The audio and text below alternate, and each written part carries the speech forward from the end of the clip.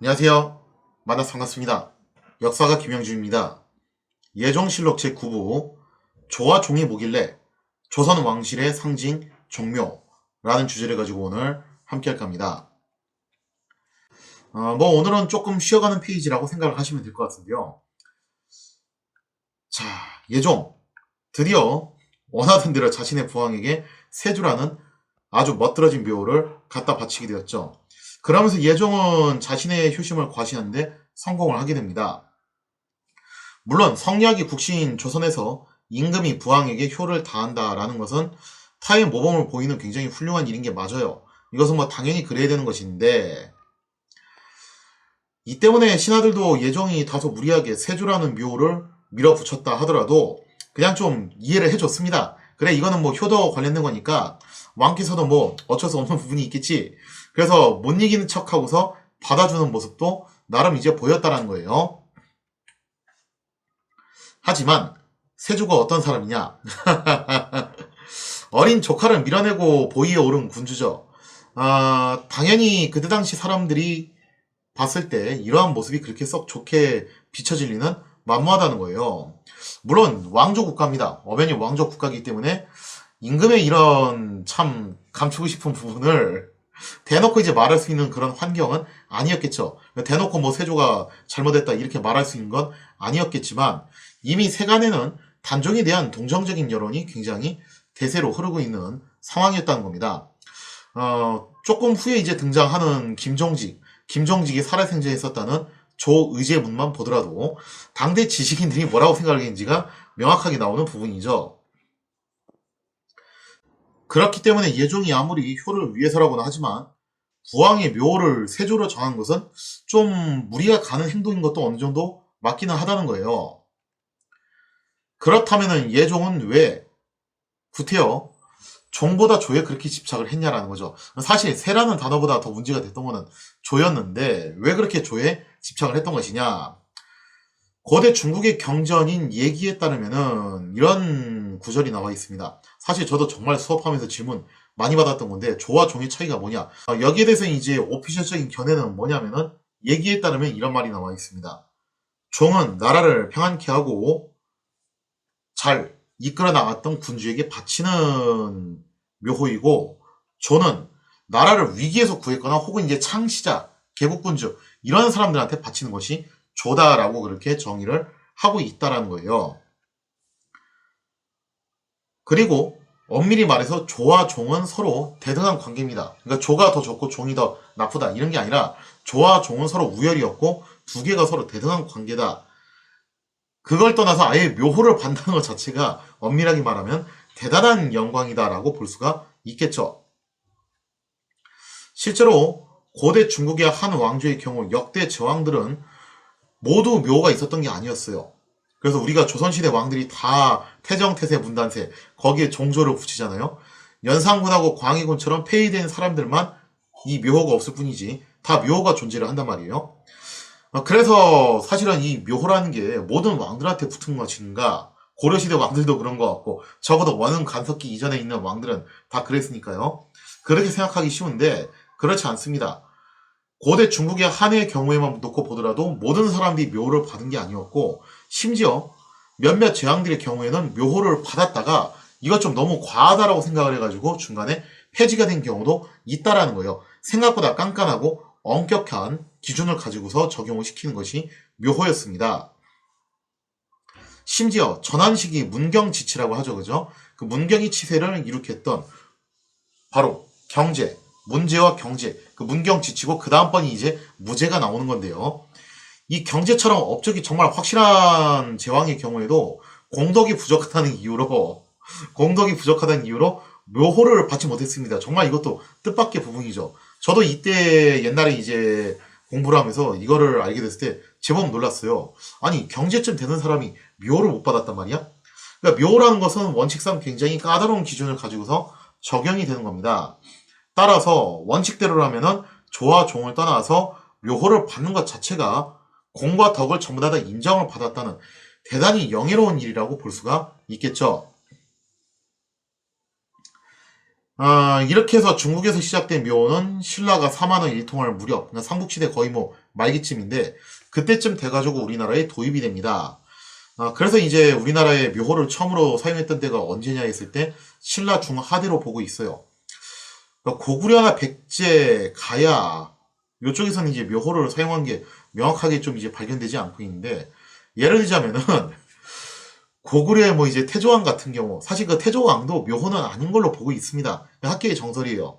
그래서 어쨌든 간에, 이 묘호는 삼국시대 때, 말기 때 도입이 됐다고 하지만, 실제로는 이제 신라 중하대, 그러니까 우리가 속칭 이제 통일신라라고 부르는 시기 때부터 시작이 되는데, 대표적으로 이제 누가 이 묘호를 받았냐면, 신라 왕들도 다 받은 게 아니라, 태종 무열왕, 다들 알고 계시는, 그리고 이건 많이들 잘 모르시는 건데, 원성왕의 경우 열조라는 또 묘호를 받았어요. 그래서 그 수가 진짜 얼마 되지 않았다는 거죠. 자, 이렇게 해서 신라 중하대 때는 나름 좀 까다로운 원칙과 기준을 가지고서 적용이 됐던 묘호가 언제부터 그럼 저렴해지기 시작하냐면은 고려시대로 넘어오면서부터입니다. 고려는 제가 예전에도 몇 번 설명드렸다시피 외왕 내제 체제를 표방하고 있었죠. 그래서 본래 이제 황제에게 바치는 게 묘호인데 고려도 이제 내부적으로는 황제 체제를 구축을 하게 되면서 그것을 본따 가지고 묘호를 사용을 하기 시작을 하게 됩니다. 자, 그런데 이때 이제 이 묘호 원래 원칙은 뭐였냐면은 공과 덕이 확실한 제왕에게만 바친다 했지만 고려는 원 간섭기 이전까지 그냥 모든 왕들한테 이거를 다 바치게 돼요. 그래서 이제 조선은 아예 그냥 전체 왕들한테 다 파급시켜가지고 하는 방식이 그대로 이제 처형이 됐던 건데, 다만 이제 고려도 종과 조를 조금 구분을 해가지고, 조의 경우에는 아시다시피 개국조였던 태조에게만 조를 바치게 되고, 그 외 나머지 왕들은 다 종으로 통일을 하게 됩니다. 그래서 적어도 고려의 경우에는 조를 그렇게 남용하지는 않았어요. 자, 그러다 이제 조선으로 넘어오면서부터 이제 조도 점점 이제 저렴해지기 시작을 하는데요. 본래 조선은 개국 초기부터 명의 사대를 하는 제후국을 자처했었죠. 그래서 고려처럼 황제국을 표방하는 그런 제도를 사용하는 것을 굉장히 참람된 행동이라고 선을 긋게 됩니다. 우리가 군수를 지켜야지 저런 거 함부로 쓰면 안 된다. 왜냐면 또 이제 고려 같은 경우는 명하고 영토가 맞닿아 있다 보니까 옛날에 고려 같은 경우는 초창기에 거란하고 송하고 대립하는 관계니까 이런 거 좀 써도 딱히 그렇게 터치하기 힘들거든요. 근데 조선은 좀 환경이 많이 바뀌었잖아요. 그래서 이런 거 함부로 했다가는 큰일 날 수 있으니까 저런 거 함부로 하면 안 된다.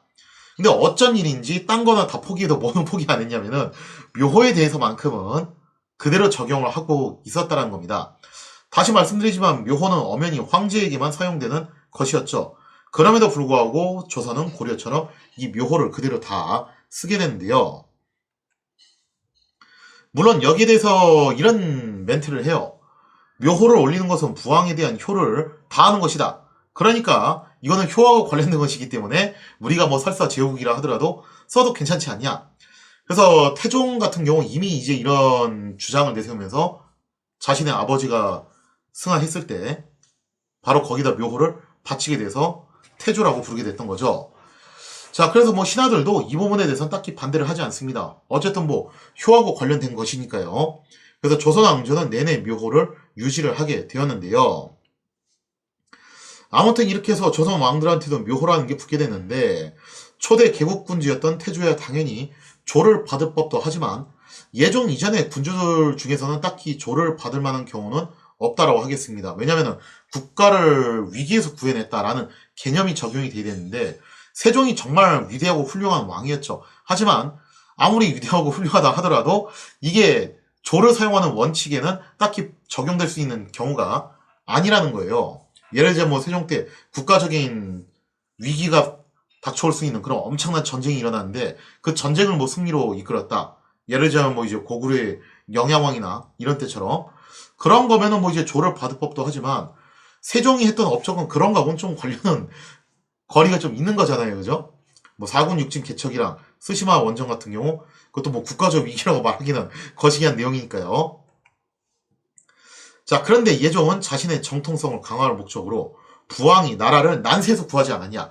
김종서와 안평대군 같은 그런 역적들, 저 간신배들로부터 나라를 구하지 않았냐. 그러니까 마땅히 조를 받을 수 있다라고 하면서 이걸 밀어붙여가지고 끝내 관철시키게 되었다는 거죠. 그래서 아마 이때쯤 됐을 때 조선 왕들이 슬슬 그런 생각을 했던 것 같아요. 정은 그냥 예의상 하는 소리고 조가 좀 뭔가 더 있어 보이지 않냐. 그래서 조라는 묘호를 좀 더 근사하게 생각을 했던 것 같아요. 실제로 후대 왕들도 이런 핑계 저런 핑계를 대면서 공식적으로 왕이 오르신 분들 말고 이제 추존됐던 분들까지 합치면은 꽤 많은 분들이 조를 받게 됩니다. 그래서 고려하고 달리 조선시대는 조가 상당히 남용되는 현상이 발생을 하게 되었던 거죠. 아마도 후대 왕들 역시 예종처럼 종은 그냥 겸양의 표시이고 진짜로 멋들어진 묘는 조다라고 그렇게 생각을 했던 것 같아요. 그래서 이제 종보다는 조를 좀 더 선호하는 현상이 조선시대 내내 발생을 했다라고 볼 수 있겠습니다. 그렇다면 이렇게 정해진 묘호는 어디에 사용이 되는 것이냐? 바로 종묘의 신인을 모실 때 사용되는 것이 바로 이 묘호라고 볼 수가 있겠죠. 조선 개국의 1등 공신인 정도전은 한양을 설계함에 따라서 성리학적 질서에 충실하게 설계를 했습니다. 이 얘기는 제가 예전에 태조실록 파트에서도 설명을 드렸죠. 자, 이렇게 해서 전국인 경복궁 기준으로 좌측에는 종묘를, 우측에는 사직을 배치를 하게 되는데요. 여기서 말하는 사직은 토지와 곡식을 관장하는 신을 섬기는 곳이에요. 그러니까 어떻게 보면 민생과 관련이 있죠. 그리고 종묘라는 것은 역대 왕과 왕비의 신주를 모시는 왕실의 사당 역할을 하는 곳인데 왕실의 정통성, 이거는 따지고 보면은 국가 안보와 직결된다라고 볼 수 있겠습니다. 근데 요즘에도 흔하게 쓰는 국가 안보와 민생, 이 두 가지가 사실 바로 상징적으로 보여주는 것이 조선시대의 종묘와 사직이다라고 볼 수 있겠습니다. 그래서 뭐 종묘와 사직을 생각하시옵소서, 요즘으로 치자면은 국가 안보와 민생을 생각하시옵소서, 옛날이나 지금이나 뭐 쓰는 멘트는 서로 비슷비슷했다라고 볼 수가 있을 것 같아요. 종묘의 기원은 어떻게 되냐면은 중국의 순임금 때부터 시작이 됐다라고 알려져 있습니다. 그래서 은왕조와 주왕조 시대에는 7대조까지 모시는 그런 칠묘제가 원칙이었죠. 이게 이제 종묘의 시작이었다고 볼 수 있는데요. 이처럼 중국에서 시작된 종묘는 신라 시대 때 우리나라에도 도입이 됩니다. 그러면서 이제 역시 오리지널리티를 살려서 오묘제를 시작을 해요. 그러다가 고려 시대에는 칠묘제로 늘렸는데 이걸 다시 조선 시대 와서 오묘제로 돌아오게 됐다는 거예요. 왜 오묘제가 오리지널리티라고 얘기를 했냐면은 사실 이제 그렇습니다. 제왕의 경우에는 칠묘를 쓰는데 제후국의 경우에는 오묘가 맞는 격식이었어요. 그래서 어쨌든 신라도 당에 조공책봉을 받는 입장이다 보니까 눈치를 봐가지고 오묘를 했던 거죠. 근데 고려는 확실히 이런 면에서 좀 눈치를 덜 봤는데 우리는 그냥 칠묘로 간다 했다가 조선은 다시 또 눈치를 봐가지고 오묘로 되돌렸다라고 볼 수가 있겠습니다. 자, 이와 관련해가지고 이제 태조실록에 나와 있는 내용을 한번 살펴보면 이렇습니다. 천자는 칠묘를 세우고 제후는 오묘를 세우며 왼쪽에는 종묘를 세우고 오른쪽에는 사직을 세우는 것이 옛날의 제도이다. 그것이 고려 왕조에서 소목의 순서와 당침의 제도가 법도에 합하지 아니하고 또 성밖에 있으며 사직이 비록 오른쪽에 있으나 그 제도는 옛날의 것에 어긋남이 있으니 예조에 부탁하여 상세히 구명하고 의논하여 일정한 제도로 삼게 할 것이다.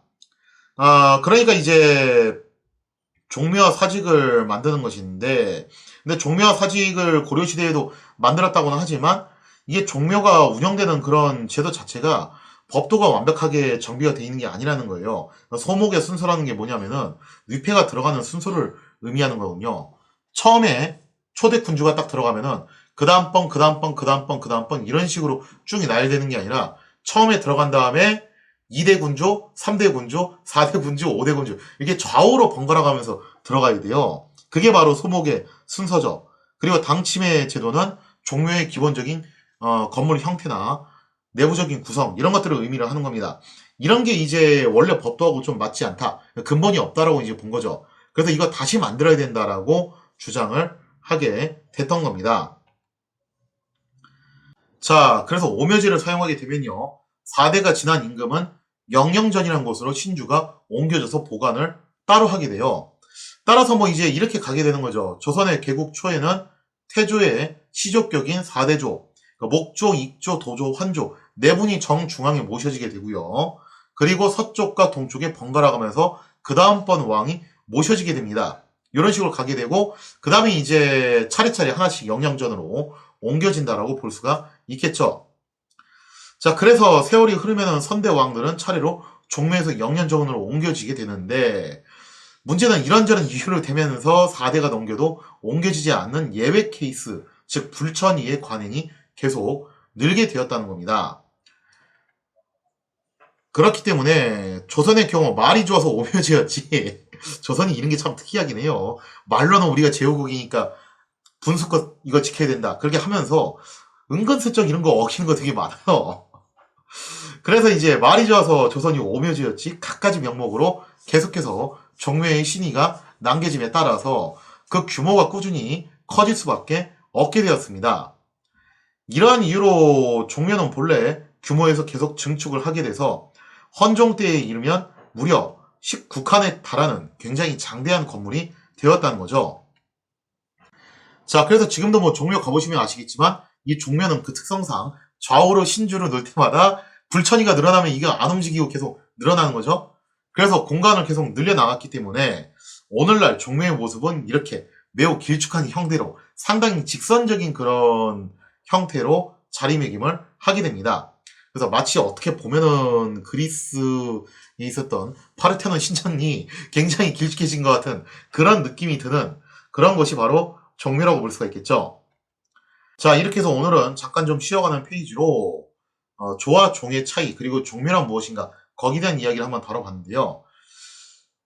사실 뭐 쉬어가는 페이지란 말이 무색하게 바로 그 다음 페이지가 예종실록의 끝이에요. 예종이 생각보다 오래 못 살고 단명을 하게 되죠. 그러면서 조선은 바로 혼란에 빠지게 되는데요. 예종은 왜 갑자기 이렇게 단명을 하게 되었는가? 거기에 대한 이야기는 다음 시간에 이어서 계속하도록 하겠습니다.